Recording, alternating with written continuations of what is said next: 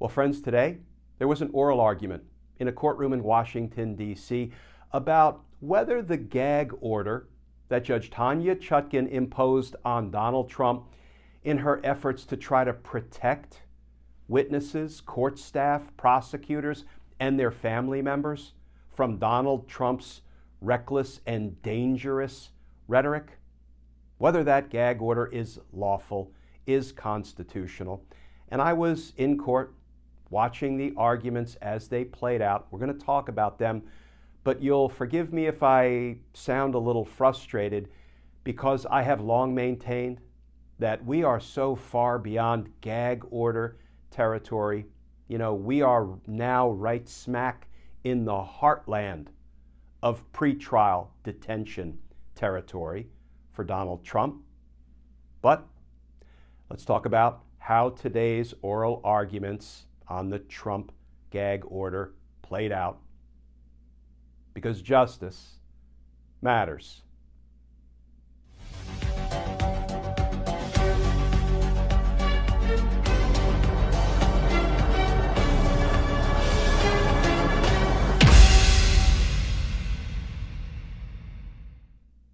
Hey all, Glenn Kirshner here. Well, friends, I went back home today, back to Federal District Court in Washington, D.C., my old stomping grounds. It's the courthouse in which I tried RICO cases and argued appeals to the D.C. Federal Circuit Court of Appeals. Well, today I went back to watch the oral arguments in the case involving the gag order that Judge Chutkan imposed on Donald Trump. It was an oral argument that was scheduled for 40 minutes, and nearly 2.5 hours later, the argument wrapped up after some really intense questioning from the 3 judges on the appellate court panel. Intense questioning for both Donald Trump's lawyer and for the lawyer arguing in favor of the constitutionality of the gag order for Jack Smith's team. Donald Trump's lawyer is a guy named John Sauer, and the attorney who argued from Jack Smith's team is a gentleman named Cecil Van Avender. I think I have his name pronounced correctly. And the 3 judges who presided over the case, Judge Pollard, Judge Millett, and Judge Garcia. And the 3 appellate court judges put both attorneys, both sides, through their paces. Here is what the Washington Post wrote about today's oral argument. Appeals panel grills both sides on Trump's D.C. gag order. And that article begins, both the government and an attorney representing Donald Trump faced intense questioning Monday morning from a 3-judge panel in the U.S. Court of Appeals for the D.C. Circuit. The topic was whether a limited gag order imposed on Trump by U.S. District Court Judge Tanya Chutkan unfairly limits his speech. Trump's lawyer argued that the former president has a First Amendment right to talk about his federal election interference case, especially because he is again running for president. A lawyer from special counsel Jack Smith's office countered that without guardrails on his speech, Trump will intimidate witnesses, incite threats against government employees, and distort public understanding of the case. The judges will consider the matter and eventually issue a written opinion. So friends, let's talk about some of the takeaways in today's appellate argument over the legality, the constitutionality of the Trump gag order. Now, I think I can summarize Trump's lawyer's argument in pretty much one phrase because he stuck with it over and over and over again, really even annoying the judges, in particular Judge Millett, who raised her voice at him several times because he refused to answer her questions. He refused to engage in hypotheticals that were designed to sort of probe the outer boundaries of what it was he was claiming. He wouldn't even do it. Probably not a winning approach in an appellate argument, but that's the path he chose. Basically what he said was, because everything Donald Trump says and posts is, quote, core political speech, no gag order is lawful. No gag order is constitutional. In essence, there can be no prior restraint on his speech. In fact, he said the only thing that Donald Trump really can't do is expressly threaten the witnesses in a way that would be a federal crime in violation of a federal statute prohibiting threatening witnesses, 18 United States Code 1512. Witness tampering, anything else is fair game. And the judges weren't buying it. Here is some of what Judge Millett said in response to that claim. She said there's a clear pattern of Donald Trump issuing statements and witness threats follow. She then added that there is an accepted principle in the law that people intend the natural and probable consequences of their actions. And the judges said in several different ways, when Donald Trump posts something about a witness, when Donald Trump says something about a witness, when Donald Trump attacks a witness, witness threats, witness intimidation, and witness harassment almost always follows.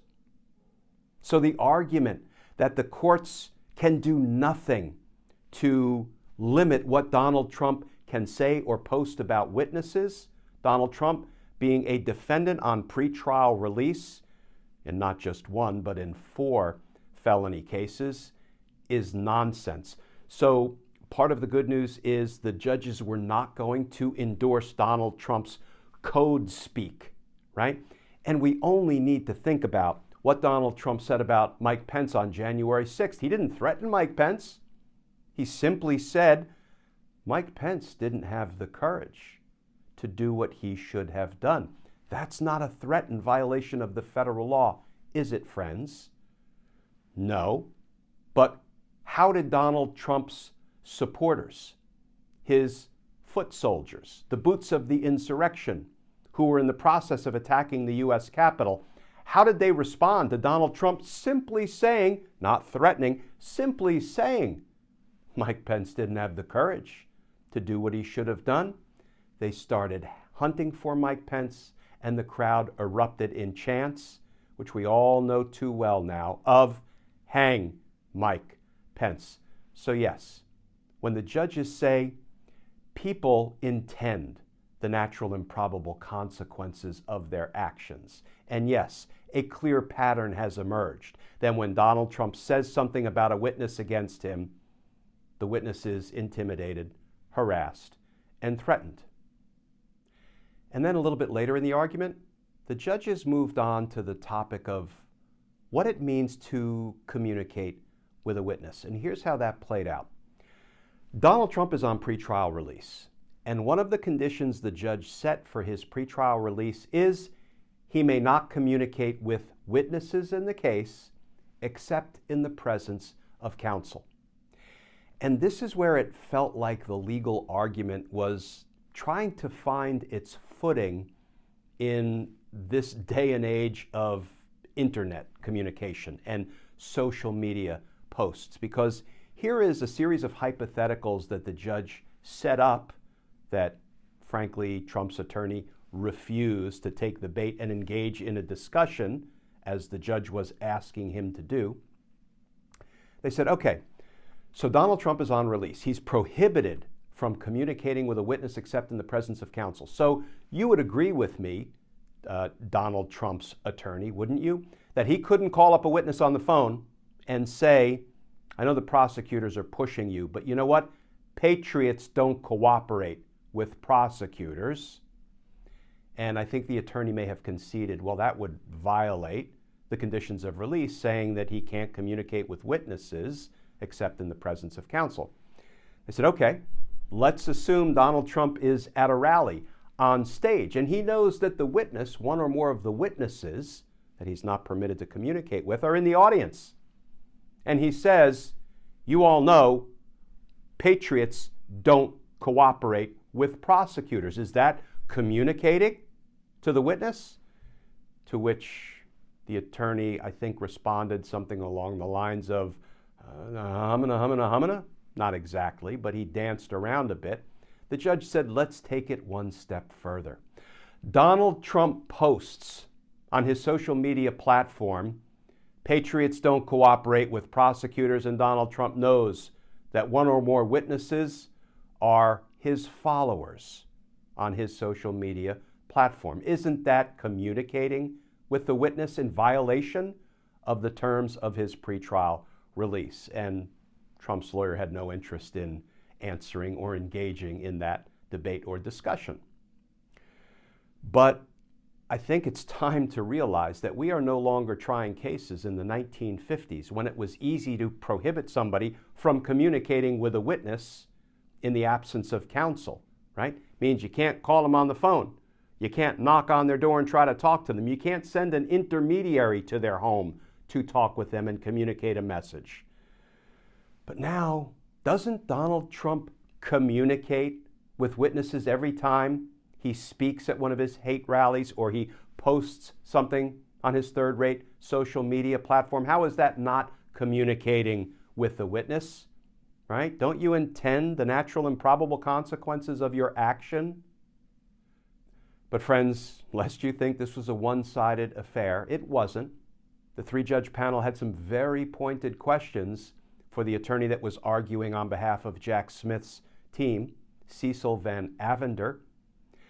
They asked him, for example, should Donald Trump be prohibited from saying things about public figures like Bill Barr or General Milley simply because they are expected to testify against Donald Trump in his D.C. case? For example, if Bill Barr gives an interview, as he has, and talks about how Donald Trump is lying about things, shouldn't Donald Trump be able to say in response, well, Bill Barr is a liar? And wouldn't that violate the gag order that was initially issued or put in place by Judge Chutkan when she said he can't talk about the witnesses or the substance of their testimony? And, these were challenging questions because as much as we might believe that Donald Trump is lying and Bill Barr, albeit very late in the game, may now be telling the truth, doesn't Donald Trump get to respond if Bill Barr says Donald Trump is a liar? Or if General Milley says Donald Trump is a liar? Can we really constitutionally gag Donald Trump from responding and say, no, those gentlemen are the ones lying, and we look forward to proving it in court? And let me just share with you what I think was probably the only lighthearted moment in the nearly two and a half hour oral argument today as they were debating what Donald Trump could or couldn't say about Bill Barr. One judge said, well, could he call him a slimy liar? And I think Mr. Van Avender said, well, perhaps he could say that he is telling an untruth. And that, I think, prompted some chuckles in the courtroom. But these are difficult questions that the courts have to wrestle with. And these are legitimate sort of constitutional debates and exercises that we're engaging in. The problem is, all of it, in my opinion, is beside the point. We're struggling with Donald Trump, being able to call somebody a slimy liar or an untruthful person. Is one of those prohibited and one of those permitted under the terms of whatever gag order this appellate court might ultimately approve? Donald Trump has demonstrated one thing clearly and convincingly for years now, but most directly since he's been a criminal defendant on pretrial release in 4 cases, pending 91 felony charges. He's a danger to the witnesses. He's a danger to the community. He's a danger to society. Indeed, he is a danger to the very health and viability of American democracy. And the law has a remedy for someone who is on pretrial release in a felony case when there's clear and convincing evidence, that's the standard, clear and convincing evidence that person poses a danger to another or a danger to the community, they should be detained pending trial. They should be revoked on pretrial release and detained pending trial. That addresses the threat. That neutralizes the threat. And we are 1,000 miles beyond gag order territory as a vehicle to address, to deal with, to minimize the threat that is Donald Trump. We are in heartland pretrial detention territory, and let's hope that one or more judges realize that, and that one or more prosecutors realize that and make a request, file a motion with those judges seeking pretrial detention. Because that is what the law demands. And because justice matters. Friends, as always, please stay safe, please stay tuned, and I look forward to talking with you all again tomorrow.